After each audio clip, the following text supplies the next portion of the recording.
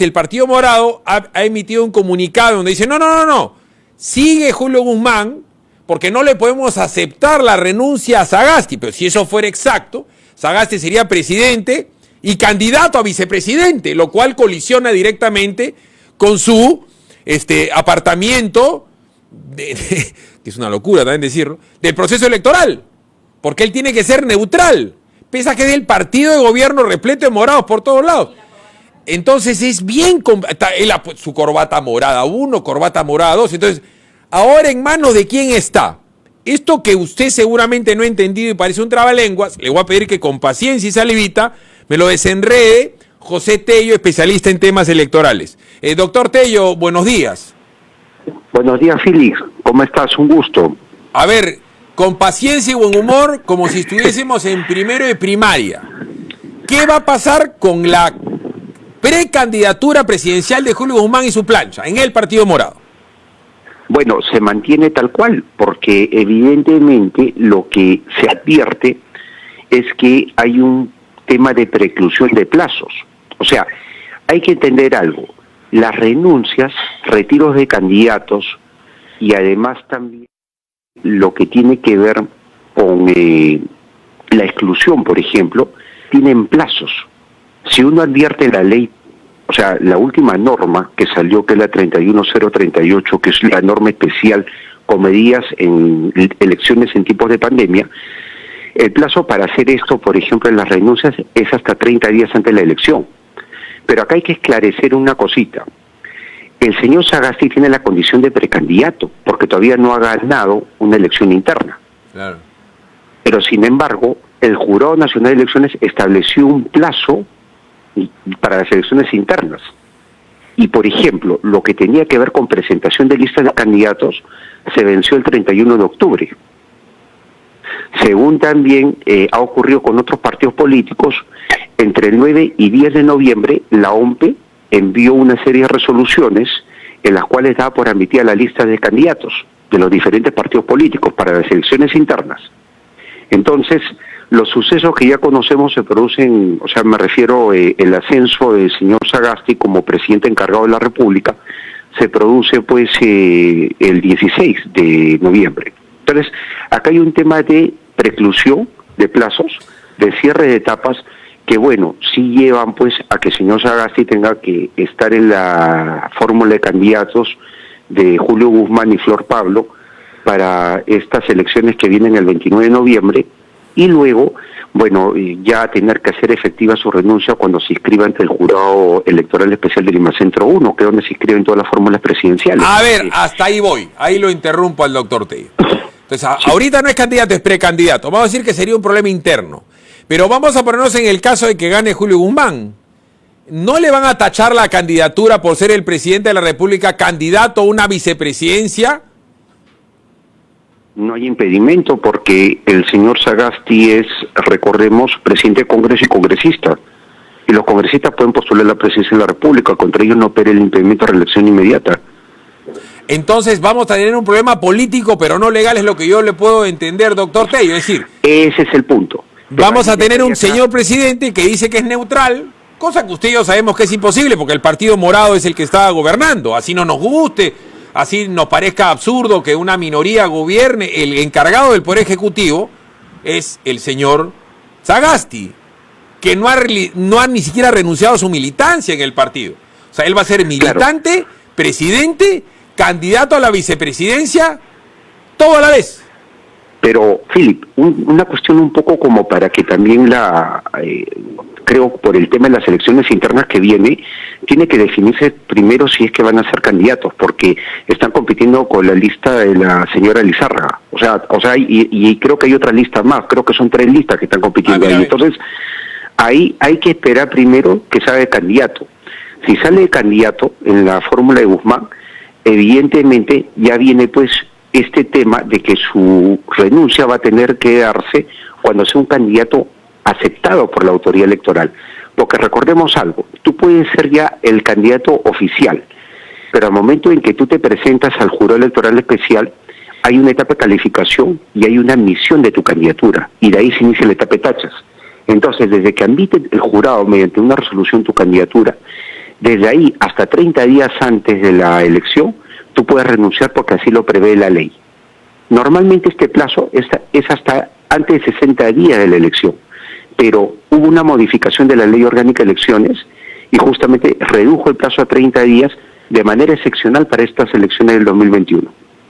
Ya, entonces vamos a llegar al caso, estamos avanzando, le ruego a la gente que nos escucha tener la paciencia, esto no es culpa ni de Tello ni de Batters, o sea, esto está pasando, entonces vamos a llegar a una situación que va a ser tan extrema como que si el señor Julio Guzmán es candidato, va a ser candidato solamente con una vicepresidenta, la señora Flor Pablo, y nada más que eso. O sea, él va a ser el único hasta donde se sabe, porque por si acaso también podría renunciar mañana Carmen Omonte a la de APP, ahorita le pregunto.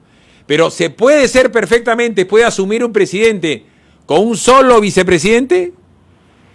Bueno, recordemos que en las elecciones del 2016 Keiko Fujimori quedó con un solo candidato a la vicepresidencia, porque excluyeron por el tema de dádivas al señor Vladimir Guároco. Ya. O sea, sí es viable. Respondiendo a tu pregunta, sí es viable. Y hay casuística sobre este tipo de situaciones. La única diferencia es que Keiko no estaba siendo presidente. El problema que subyace es un problema de interpretación política, ¿no? ¿Qué tan neutral va a ser este señor estando en el palacio y habiendo mostrado tanto el púrpura? Ahora bien, entendido la primera parte, la señora Omonte. La señora Omonte es miembro de la bancada del partido Alianza para el Progreso y ha dicho que por razones deontológicas, éticas, casuísticas, de conciencia, de alma, de espíritu, metafísica, la que usted quiera, doctor Tello, ella se sale de la bancada, mas no de la plancha.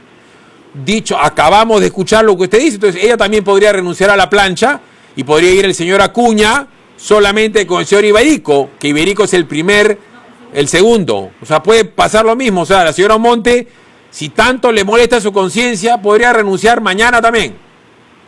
Podría renunciar, pero eso sí, la efectividad, como en el caso Sagasti, es exactamente la misma. Y ya cuando se presenta la fórmula presidencial ante el jurado electoral especial y admite la candidatura y se inicia ya legalmente el plazo de renuncia que va desde que se admite su candidatura hasta 30 días antes de la elección.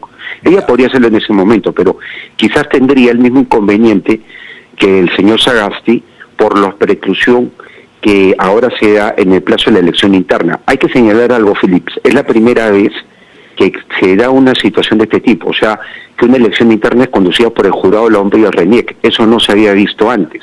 Es la primera vez que está teniendo un calendario único para realización del proceso de elecciones internas. Y hay un detalle adicional. En la normatividad electoral no está prevista la renuncia de precandidatos. Hay un vacío legal. Por eso es que se tiene que aplicar el cronograma y el plazo. Y no se pueden aceptar estas renuncias hasta que los jurados electorales especiales, ya en su momento, cuando escriban las listas, las fórmulas, ya, porque hay que distinguir, la fórmula es de presidente y vicepresidente, las listas son de candidatos a Congreso y al Parlamento andino. Entonces, cuando se inscriban estas candidaturas ante el jurado electoral especial, es que se da ya realmente, o se abre nuevamente la ventana de una renuncia conforme a lo que manda la ley. Y también la voluntad de la persona, que en ese momento, bueno, tiene que demostrar, porque es importantísimo, que mantiene la voluntad de renunciar. O sea, también eso es claro, ¿no? O sea, eso hay que dejarlo por demás sentado. Ahora, le pido otro tema que no necesariamente puede ser electoral, pero igual se lo pregunto. Resulta que hay una candidata, no voy a decir importante, sino candidata, que se llama Keiko Fujimori, o puede ser lo mismo un candidato, que tiene una situación muy especial. Tiene un fiscal que se llama el fiscal,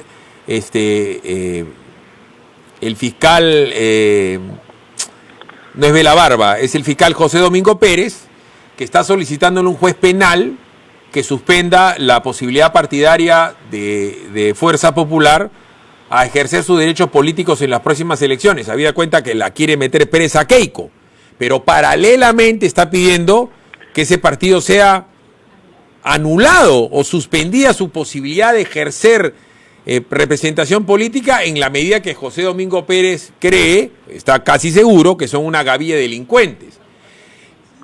Lo que en su momento pasó con el Partido Nacionalista, ojo, podría pasar también con el PPC mañana o traspasado mañana, no sé, con Renovación Nacional, porque también tienen todos la mácula de haber recibido dinero de fondos de campaña ilegales. ¿Cuál es su posición al respecto?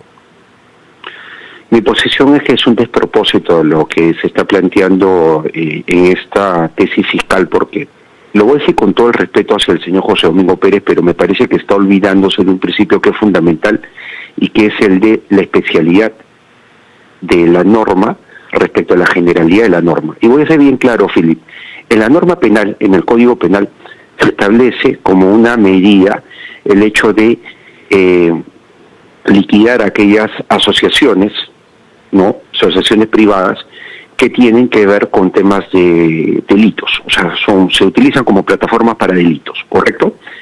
Pero en el caso de los partidos políticos hay una norma especial y eso es lo que está obviando el fiscal Pérez. ¿Por qué? Porque hay una ley de organizaciones políticas que antes se llamaba Ley de Partidos Políticos y en su artículo 14 es clarísima en señalar cuáles son las causales por las cuales se cancela la inscripción de un partido político. Por ejemplo, conducta antidemocrática, terrorismo, narcotráfico, están específicamente señalados. Entonces, él no puede pretender aplicar por extensión el Código Penal cuando hay una normatividad especial que no contempla ese tipo de medidas. Es un abuso del derecho. Eso se denomina, y discúlpame el tecnicismo, porque no quiero tampoco complicarlo con términos legales a los oyentes, eso se llama una arbitrariedad, y contra eso hay una interdicción de la arbitrariedad. En buen cristiano es, nadie, sobre todo un juez, o en este caso un fiscal, no puede hacer lo que crea que debe hacer porque tiene que hacerlo contraviniendo la propia ley. Y en este caso hay una contravención de la ley porque se está obviando la ley especial. Ya, pero ¿quién tendría, que poner el paralé? ¿El Jurado Nacional de Elecciones, la Defensoría del Pueblo o la propia Fiscalía? Porque estamos hablando de un fiscal regular. Tendría que ser un fiscal supremo el que le diga, pare usted no lo puede hacer eso, explíqueme la solución legal, procedimental me refiero. Correcto, la solución la tiene que dar el magistrado o el juez, porque él es autónomo. El fiscal José Domingo Pérez, equivocado o no en su razonamiento, es autónomo y tiene una autonomía en el ejercicio de su función. Hay que también respetar el Estado de Derecho, pero él recurre ante un magistrado, ante un juez, y ante el juez tiene que exponer sus motivos. Esperemos que el juez, en este caso, aplicando lo que es el derecho, haga entender al señor Pérez que prima el principio de especialidad y que esto no procede, evidentemente, porque esto que ocurre con Fuerza Popular lo quisieron hacer con el Partido Nacionalista, totalmente distinto en ideología, o sea, opuesto totalmente a ambos partidos, pero como tú dices, puede hacerlo extensivo a cualquier partido político, y ahí sí vamos contra el Estado de Derecho. Ahí sí vamos contra la gobernabilidad del sistema político en general, y eso está mal. O sea, esto sería un precedente nefasto en la peregrina situación que se pueda dar algo, o sea, viabilizar por el lado del juez, o sea, que el juez dé la razón al señor Pérez, que espero que eso no ocurra. Ya, bueno, pero si pasa eso, también tendría que haber una vía procedimental, mientras que apelan y sube la apelación, porque ahorita vamos a hablar del tema de las tachas, ¿ya? Mientras que apelan, imagínense pues, o sea, hasta que le respondan, es todo un tema. Pero todo lo que hemos hablado no contraviene con el hecho cierto de que a Keiko, sin impedir la participación política de Fuerza Popular, la puede meter a la cárcel el día 30, ¿o no? Podría ocurrir un escenario que, ojo, depende ya de lo que razone el juez, porque sería una prisión preventiva, ¿correcto? Sí. Y eso tiene un carácter especial porque lo que se busca es que la persona, en este caso la candidata que has mencionado, evite la justicia, o en todo caso complique la labor de investigación, lo que es la justicia, la administración de justicia. Ahora, acá hay que ser claros en algo. Si sucediese eso con la candidata Keiko Fujimori, ya, ella, al tener una prisión preventiva, no está impedida de ser candidata. Porque este impedimento para ser candidata es cuando hay una sentencia condenatoria con prisión efectiva. Le pasó en su momento a Goyo Santos, que fue candidato y estaba en la cana. Por supuesto. Y, por ejemplo, te lleva la imposibilidad que Antauro Humala hoy sea candidato porque él sí está cumpliendo una prisión con condena y con cárcel efectiva por 25 años. Eso se llama consentida y ejecutoriada. Ahora totalmente. Bien, a ver, estamos ante una situación bien extraña, porque la verdad sea dicha, doctor Tello, y esto es una opinión mía, ¿no? O sea, el Estado de Derecho ha sido vulnerado una y tantas veces que a la gente no le queda claro qué es eso, el Estado de Derecho. Y le digo por lo siguiente, ahora viene el otro periodo. Para comenzar mi desarrollo, le ruego por favor le explique a la audiencia de PBO 91.9 FM qué cosa es una tacha y cuál es el periodo de tachas para las listas congresales y cuál es el periodo de tacha para las listas presidenciales. Correcto. Una tacha es un recurso que puede presentar cualquier ciudadano cuando ve que un candidato o lista de candidatos está inobservando lo que manda la ley electoral. Así de sencillo, cualquier inobservancia con la ley electoral, tema de democracia interna, por ejemplo, genera una tacha de cualquier ciudadano, porque este es un tema de derecho público. Como le pasó en su momento a Julio Guzmán, por dar un ejemplo, que había hecho un partido, el TPP, que lo había hecho por la pata de los caballos, no había comité, no había elecciones, se quedó en el aire. Entonces, lo primero que me puede decir es que cualquier ciudadano le podría meter una tacha a cualquier candidatura presidencial o a cualquier candidatura congresal. ¿Cuál es el periodo? Claro, o listas, Filipe. O listas completas. Ya. ¿Cuál es el periodo? 3 días después que la lista o la candidatura es admitida. Por eso que acá también hay que ser bien claros ante todos los oyentes. Nosotros hay que dejar bien en claro de que las admisiones no todas tienen los mismos tiempos. Hay listas que se califican más rápido que otras. Y aquellas que se califican más rápido que otras entran primero al petachas. ¿Por qué? Porque se publica su admisión. Claro, no todas tienen un deadline. Claro, o sea, todas, el deadline. El deadline es tener todo resuelto antes del 12 de febrero. Porque así lo estipula el calendario electoral que ha establecido el Jurado Nacional de Elecciones. Ya, entonces, para estas elecciones generales. De tal manera que, vamos a ver la tacha, le tacho la candidatura a Judy Rodríguez y ella apela. Sí. O sea, todo como máximo, la apelación y la bandera a cuadros o la bandera negra, con una calavera, es máximo hasta el día 12 de febrero. ¿Las elecciones en primera vuelta son? La primera vuelta son el 11 de abril, con las congresales y Parlamento Andino. Correcto, bueno, entonces... Si es que el candidato a la presidencia no supere el 50%. Normalmente no lo hace, pero cabe la posibilidad que supere el 50% y se definiera en una sola vuelta. Eso siempre hay que tenerlo en el radar, Filipe. Casi le pasa a Keiko la vez pasada, ¿no? Bueno, y hay que también tener en cuenta de que eso, como te digo, si bien no es lo normal en el Perú, no se ha dado en el Perú, tenemos nosotros que ver que lo normal es la segunda vuelta, ¿no? O sea, lo que se viene dando, pero sí es un escenario que se puede ganar en primera vuelta. Hay que recordar, por ejemplo, a Alan García con Alfonso Barrantes. Declinó una vuelta y quedó García en primera vuelta. Ok, es verdad, va para no generar inestabilidad política. Ahora bien, sigamos elaborando lo siguiente. Dentro de las cosas que podrían pasar, ojalá pase, pero podría pasar, es que la pandemia se desate. Entonces, como sabemos nosotros, la pandemia no es un tema de que comienza a trabajar el bicho el domingo y termine el viernes. Va avanzando y va avanzando. Entonces, si la pandemia evidentemente va a regresar en 15 días o en 20 días y puede durar un mes o mes y medio. Entonces, lo primero es obvio, las campañas van a ser más por internet, por Facebook, por Twitter, YouTube, o todas las entrevistas habidas y por haber.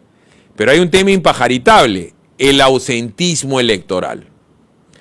Le pregunto, ¿cuánta gente en condiciones normales deja de votar?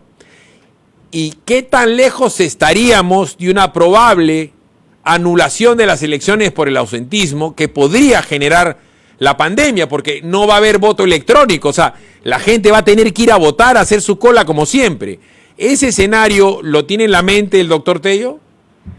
Sí, normalmente es un 20% de ausentismo, pero acá hay que, o sea, en promedio, ¿no? Poco más, poco menos, pero acá hay que tener en cuenta algo. En estas elecciones también se están tomando medidas especiales de bioseguridad. Primero se extendió la jornada de 7 de la mañana a 7 de la noche, 12 horas. Segundo, se está viendo de dar un estipendio a los miembros de mesa para asegurar su presencia, porque eso motiva. Somos un país de independientes y tener un ingreso en un día domingo a mucha gente no le cae mal, ¿correcto? Claro. Entonces, hay también, y en eso yo creo que la OMP está haciendo un trabajo muy, muy bueno, hay también un tema de segmentación de los horarios para ir a votar, de tal manera que la gente, si va a votar en el horario que se le indica, y no como normalmente ocurre, bueno, van en el horario que se le indica y van a poder ellos votar con comodidad y sobre todo sin exponerse, porque está pensado justamente para evitar aglomeraciones. Han expandido la cantidad de colegios también, y bueno, colegios y en general, locales de votación, porque ahora se amplió el espectro de locales de votación, y además también la cantidad de mesas. Entonces, hay que ver que esto se pueda acomodar bonito, siempre y cuando también la población tenga una actitud de hacer caso a lo que manda la autoridad electoral. Una consulta. Y digo eso porque es clave. Sí, por favor. A ver, acá usted ha hablado de lo que se llama un incentivo económico para que la gente vaya a ser miembro de mesa, y me parece una idea potable. Una de las cosas que yo haría también es que pondría una muy buena lonchera, una muy buena comida, como para que a la gente le quede claro que viene a papear su desayuno y su almuerzo bien rico. Y lo digo esto, está bueno. ¿Por qué? Porque, disculpa, y no lo quiero ser cruel, pero doctor Tello, va a haber muchas localidades en el Perú profundo en donde, caramba, va a ser un premio tener desayuno y almuerzo y rico. Además te van a pagar, porque va a ser como una chamba ocasional, como usted dice. Pero me pongo del otro lado del mostrador. No sería, yo considero que el voto debería ser facultativo, pero no es el caso. ¿Qué se hace normalmente con las multas? Le pregunto, la gente que no va a votar, normalmente paga la multa. Yo no voto hace años, yo detesto votar, no creo en el sistema, pago mi multa, pero no todo el mundo puede ser tan loco como yo. La consulta es, ¿la gente normalmente paga la multa? Bueno, la gente paga la multa porque también hay que recordar que hay un sistema de cobranza coactiva por parte del Jurado Nacional de Elecciones. Entonces, ahora están requiriendo a las personas que son omisos al sufragio o a la función de miembros de mesa que paguen si no pueden tomar acciones coactivas contra ellos. Ya hay coerción por parte del Estado. Entonces, los niveles de recaudación de multas, no tengo una cifra exacta, pero tengo entendido que, desde que hay cobranza coactiva son mucho más altos. Así que creo que aquellas personas que no van a votar y, bueno, van a tener su multa, a menos que presenten alguna dispensa, evidentemente es una labor extremadamente complicada, porque las redes son inmanejables. Hay que ser claros, yo la verdad puedo ver buenas intenciones, pero veo que va a ser bien complicado manejar el tema de la fiscalización. Pero doctor, es facilísimo. Si el candidato Tello, por decir, pongámoslo absolutamente abstracto, el candidato Tello del partido X agarra y tiene una superpropaganda, un viral, se consigue Tello a todos sus amigos de colegio, Tello tendrá, pues no sé, 50 amigos de colegio, y cada 50 amigos de colegio le pone, pues no, $10,000 al video. Ese es irrastreable. Porque inclusive que los encuentres, ellos van a decir, yo le hice el favor a mi amigo de colegio porque me gustó su spot. Entonces lo que vamos a vivir es una orgía, una sobrepoblación, una contaminación de Twitter, Facebook, videos, memes. Y ni siquiera se va a poder acusar desde el punto de vista ético las propagandas electorales que violan el código de ética del ente rector. Estamos ante un caos. Sí, pero acá hay un detalle. Hay 3 tandas y hay un tema con el tema de las redes, ya hay una cuenta oficial donde tú haces tu publicidad.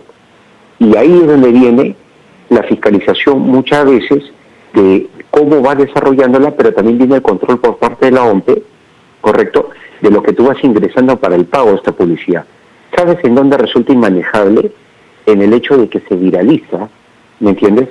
Y va por todo lo que son las redes. Pero aquí hay que tener en cuenta algo. Por ejemplo, Facebook tiene mecanismos en los cuales te dice publicidad no disponible cuando tú quieres depositar un dinero para digamos, una publicidad que has compartido. No es pantallazo, es un muro que tú has compartido. ¿Me explico? Entonces, eso es importante de ver porque por ese lado están tratando de manejar la situación, tanto de fiscalizar la publicidad estatal, la propaganda, no dije nada con la publicidad estatal, ahí no viene al caso. Mejor dicho, fiscalizar la propaganda electoral y también supervisar los gastos que se hacen en ese tipo de campaña, en redes. Entonces, yo te digo algo, y creo que esto también me gustaría compartirlo con todos los oyentes. El tema va a ser complicadísimo. El tema va a ser, o sea, muy difícil de que sea 100% eficiente, no va a ocurrir eso, pero sí, por lo menos hay una idea de cómo empezar y cómo hacerlo, porque la verdad como que se han visto, o sea, en esta situación de actuar conjuntamente para ver lo que se gasta. Yo le cuento algo que se me acaba de ocurrir y le tendríamos que dar fórmula legal y hasta diplomática. En Estados Unidos, al señor Zuckerberg se le ha generado un problemón inmenso por la elección de Trump, inclusive, no la actual, la anterior. Y hasta el día de hoy tiene una serie de procesos en donde presuntamente los rusos lo ayudaron, y hay una serie de bombas, vamos a decir, cibernéticas que se pueden haber dado, porque se dice pues que ellos, Zuckerberg y toda la gente pues de Larry Page y todo esto que tienen que ver con Oracle y con Zuckerberg y con el Google, es gente que tiene una cantidad de información, o sea, hay toda una teoría de la conspiración. Pero si el Estado peruano quisiera realmente fiscalizar lo que van a poner los candidatos peruanos, haría lo siguiente. El Estado peruano, el gobierno central, podría firmar un convenio de colaboración eficaz para con el lavado de dinero. En Estados Unidos es gravísimo el lavado de dinero. Hay una vaina que se llama The Patriot Act, que persigue el lavado de dinero de dólares en el mundo. Y hay otra que se llama The RICO Act. The RICO Act es como metieron a la cana por evasión de impuestos a Capone, ¿no es cierto? Que es la persecución de organizaciones criminales. Entonces, el Perú tiene con Estados Unidos un tratado de libre comercio. Y las empresas americanas que hacen negocio en el Perú y las peruanas que hacen negocio en Estados Unidos tienen que respetar la regla de juego. Entonces, ¿qué cosa quiero decir? Que el gobierno central peruano y el Jurado Nacional de Elecciones y la OMPE sí podrían firmar un convenio en donde le exijan a Facebook, Twitter y YouTube lo que se llama pues, el disclosure, es decir, quién mete el billete, de qué tarjeta sale y a quién beneficia. Entonces, si el señor, por dar un ejemplo, Acuña, que tiene plata como cancha, resulta con una inversión de 7 millones de dólares, se va a saber al milímetro. O Julio Guzmán, que nunca ha querido decir quién lo financia, o Verónica Mendoza, o cualquiera, y le explico por qué, doctor Tello. ¿Qué nos garantiza que Odebrecht no vuelva a poner plata en una candidatura? Si Odebrecht también podría poner dinero de afuera, porque la tarjeta de crédito no tiene que salir de acá, ni el código IP tiene que salir de acá. Estamos hablando de un fenómeno mundial. Contrata una agencia en la India, y la India pone la plata a Odebrecht y OAS, y quien sea, y bombardean. Entonces, lo que estamos hablando hace un ratito es algo demoníaco. No sé qué le parece mi teoría de la conspiración. Bueno, yo te digo una cosa. Yo, más que un tema de teoría de la conspiración, yo lo que estoy viendo es que estás haciendo un análisis bastante interesante y hay muchas cosas que me vienen a la cabeza ahorita a razón de lo que has mencionado. Y es, por ejemplo, el hecho de que en la legislación peruana, en la legislación electoral en especial, hay que mejorar algunos puntos. Por ejemplo, en el artículo 36 de la Ley de Organizaciones Políticas se habla sobre digamos, el hecho de que la OMPE le tiene que reportar a la UIF, a la Unidad de Inteligencia Financiera, sobre los aportes de campaña, cuando en realidad, a mi entender, creo que sería la Unidad de Inteligencia Financiera la que le reporta a la OMPE, porque se supone que esta por ley es la que está encargada de la superación de fondos partidarios. Lo que quiera, doctor Tello, pero perdón que lo interrumpa, acá Judy me está soplando, ex post, por una razón muy sencilla. Viene un narco, ¿ya? El hijo del Chapo, que el hijo del Chapo, por si acaso, cuando lo agarraron en México, casi levanta una ciudad.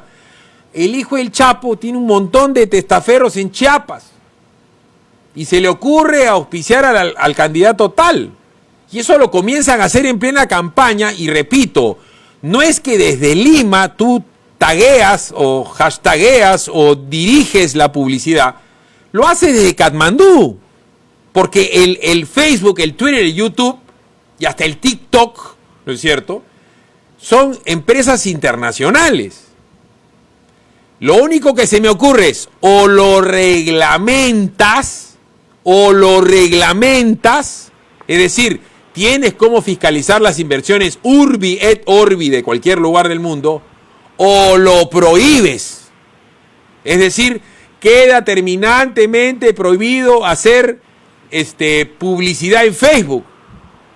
Y para eso, el gobierno peruano le tendría que decir a Facebook, por acá no vengas, como ha pasado en China en su momento, cuando China le dijo a Google, acá no hay Google. Como hace nadita, el señor, que no le ligó, Trump, dijo, acá prohíbo TikTok en Estados Unidos. ¿Eso se puede dar? Bueno, eso se podría, o sea, esa es una medida que a veces tiene cosas a favor y en contra. Por ejemplo, cuando se trata de restricciones de aportes, la tendencia debería ser más bien a transparentarlos y hacerlos obligatorios en su rendición de cuentas. ¿Me explico? ¿Para qué? Para justamente tener claridad respecto a la ruta del dinero. Si uno va a restringir y va a ampliar digamos la cantidad de supuestos por los cuales hay aportes prohibidos en campañas políticas, esto, bueno, tiene que requerir un mayor nivel de fiscalización. Y lo que te mencioné hace un rato de la UIF, por ejemplo, la UIF está en condiciones de rastrear plata en todo el mundo, porque ahí operan los convenios justamente sobre el lavado de activos. Entonces, ellos, por ejemplo, le podrían dar información a la OMPE, o sea, invirtiendo los papeles de respecto a lo que dice la ley, le podrían dar a la OMPE información sobre los candidatos y sobre la plata que mueven desde que son mayores de edad. ¿Me hago entender? O sea, son cosas que hay que ir mejorando y puliendo, pero lo que tú señalas es un tema, de verdad, sí, que da para mucho debate, porque tú planteas dos caminos. La restricción, ¿no?, que se podría hacer en algunos casos respecto a algunos tipos de financiamiento de publicidad, pero por otro lado, y quizás esto ya como una cosecha mía, viene el tema de la permisión. Pero en ambos casos tú tienes que mejorar siempre la fiscalización. Ok, acá transparentar. Correcto, acá me queda claro de que no va a quedar nada claro y que es imposible que cualquier organización peruana en tiempo real fiscalice lo que puede pasar en cualquier lugar del mundo, porque ese es el mundo global. Pero como no lo van a prohibir, y acá va a haber un caos alucinante, va a ser una zona de contagio, va a ser como el ébola, ¿no? Te van a llegar miles de TikToks y Facebook y Twitter y YouTube, y a la gente se puede atarantar. Pero hay otro punto que ya ha pasado en el Perú. Y usted sabe, doctor Tello, que está prohibida la publicidad en los medios de comunicación. Pero yo acá lo pongo nombre y apellido. Lo que no está prohibido es vender las entrevistas, la cobertura. Y hay empresas, voy a poner un ejemplo, RPP, que le envían a tal partido político y le dicen, oye, nosotros te podemos asesorar en tus redes, te podemos orientar con respecto a dónde envías determinados mensajes, te podemos decir cuáles son las noticias más importantes. Y lo pueden frasear de cualquier manera y abajito con un asterisco dice, y te garantizamos por esto 10 entrevistas, 5 en RPP, 2 en estudio, 4 en tal, eso ha pasado, nadie se ofende, eso ha pasado.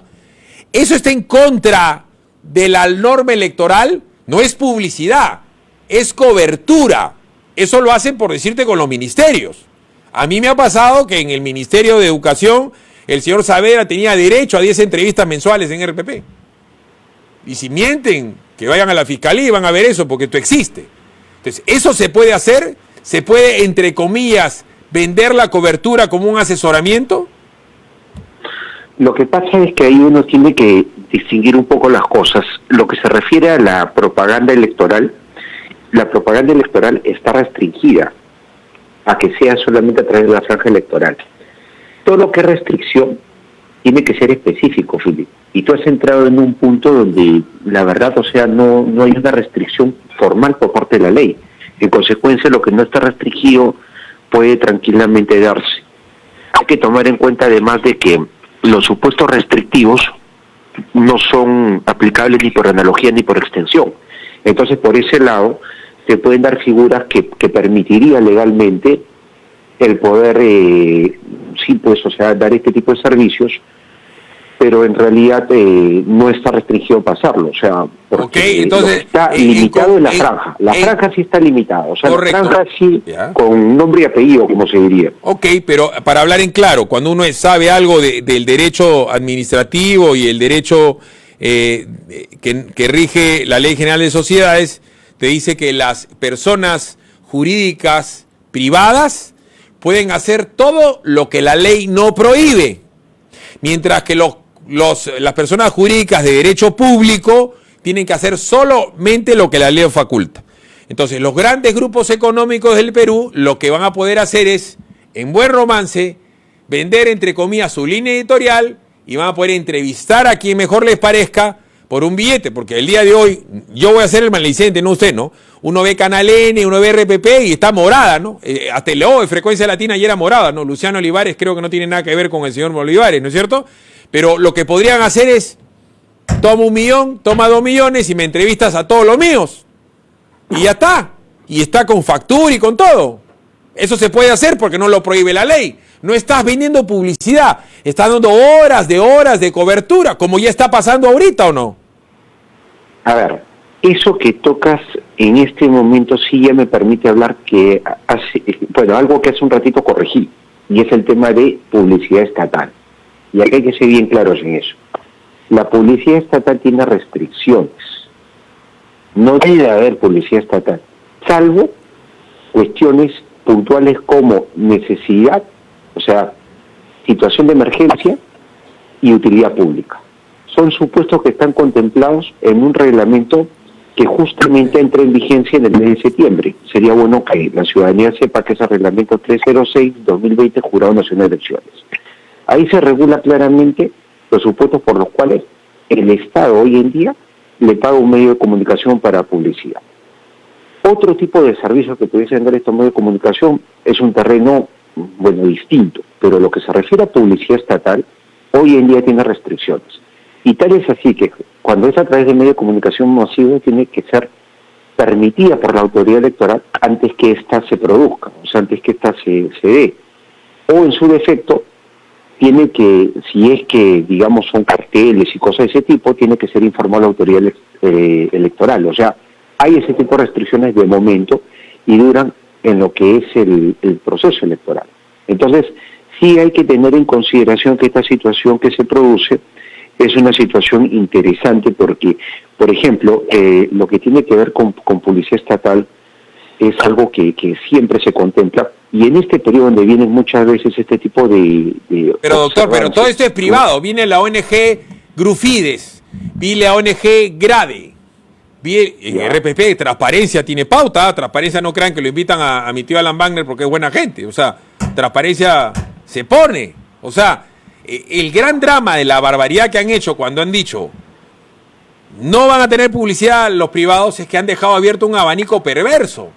Viene la ONG antiminera y le dice a quien sea, no estoy hablando de RPP, estoy hablando de cualquier medio, promocioname esta lista, esta paleta de colores, que todos estos son los antimineros, y te ponen 200, 300 mil, 400 mil dólares, y te pasan una listita de todos los que promueven su interés, como podría ser ecologistas de toda índole, ¿no? Los que dicen que no, todos los antiextractivistas, y por otro lado podrán estar también los capitalistas. Entonces, a lo que voy yo es que el jurado electoral, ni la ONP, ni la OMP, pueden hoy por hoy, de verdad, fiscalizar lo que era el gran objetivo, que no entren dineros negros, lavados de activos o empresas extranjeras, porque está prohibido el financiamiento de capitales extranjeros, ¿correcto? Sí, eso está prohibido. Y también de personas jurídicas está prohibido, por si acaso.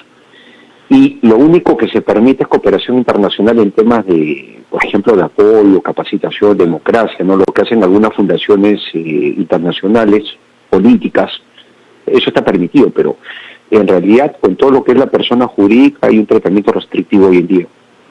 Bien complicado, ¿no? Porque la persona jurídica a la hora de la hora pone su fundación. Esto desgraciadamente va a terminar mal. Pese a todo ello, le agradecemos a usted, doctor Tello, su paciencia. Sí. Muy amable, gracias. Gracias, Félix, gracias. Buen día, hasta luego. Está bien, pues ahorita todo el mundo que me está escuchando, todos los twitteritos, facebookeritos y blogueritos y tal, están felices, porque pueden hacer plata pues como cancha. Se dedican a ser community managers, le ponen 50, 60, 70 mil dólares, le pasan la voz a 10 primos y 15 sobrinos y bombardean billetes por todos lados. tin, tin, tin, tin, tin, tin, tin, sin estar acá. Te vas a Buenos Aires, te alquilas un depa en Buenos Aires 3 meses y haces una campaña fabulosa, te compras una computadora, tienes tu código IP, te vas a Florida, te sientas y taca, termina la vaina, bota la computadora, se acabó el código IP, te regresas y nunca nadie te encontró. ¿Me entiendes? No digo si Fuente no le da el cerebro para hacer eso, pues no, olvídate, no, eso implica trabajar, pero de que puedes hacer cualquier cosa organizada y bien pensada, tu Cambridge Analytica criolla, y no vas a tener cómo frenar al narco, a Odebrecht o a OAS, porque no solamente es la campaña, es la contracampaña, que en el caso de la ley electoral está prohibido por el Código de Ética hablar mal del otro. No puedes insultar, no puedes hacer nada en contra, no sé, pues, por sexismo, o por machismo, o por religión, o por lo que sea. Los evangélicos también podrían hacer una campaña de la diabólica tal, porque no creen en Dios. Yo me acuerdo, y con esto termino, anécdota Payudi, que cuando Vargas Llosa iba a ser candidato, una de las cosas que lo hundió a Vargas Llosa fue lo siguiente. Había un señor que se llamaba Alberto Fujimori. Y Alberto Fujimori, siendo bien vivo, tenía en su plancha presidencial a un señor que era evangélico, el señor Neira. Era Máximo San Román y un señor Paredes, creo que era. Entonces, ¿qué hicieron la Fuerza Evangélica del Perú? Que no es cualquier cosa. La Fuerza Evangélica en el Perú, para que ustedes tengan una idea, fue la principal fuerza opositora junto con la Iglesia Católica Sendero Luminoso. ¿Qué hacían en esa época? Que no habían redes sociales, que no había nada. Se trepaban a todas las combis. Por todos lados se trepaban a las combis. Y que estabas en la combi, no tenías otra más que escucharlo. Y comenzaban en la parte de atrás de la combi. Los evangélicos, Vargas Llosa no cree en Dios. Vargas Llosa no cree en el Señor de los Milagros. Vargas Llosa no cree en la Virgen María. Tatianita Mangiari me mira así nomás. En ese momento, 90, el Perú estaba desangrándose por Sendero Luminoso. Nunca se habían visto, nunca en la historia del Perú, las manifestaciones de fe en todo el Perú. Y ponte tú en Chapi, en la puerta de Chapi, a decir Vargas Llosa no cree en Dios. Te ibas a la Cruz de Motú, pues Vargas Llosa no cree en Dios. ¿Y quién fue presidente? Fujimori, con el apoyo evangélico. Eso también lo van a poder hacer ahora, solo que se va a hacer cibernético. Estas elecciones van a ser la peor chanchada de la historia del Perú. Acuérdense de lo que les digo. Los narcos, Odebrecht, OAS, los traficantes de armas, los gobiernos extranjeros van a estar felices. Si te gustó este video, ya sabes, dale like y únete a nuestra inmensa comunidad en el PBO Digital de nuestro Facebook. Mueve la campanita, suscríbete en la página del PBO Digital de YouTube. Y por supuesto, comenta y comparte en nuestro @PBO Digital vía Twitter.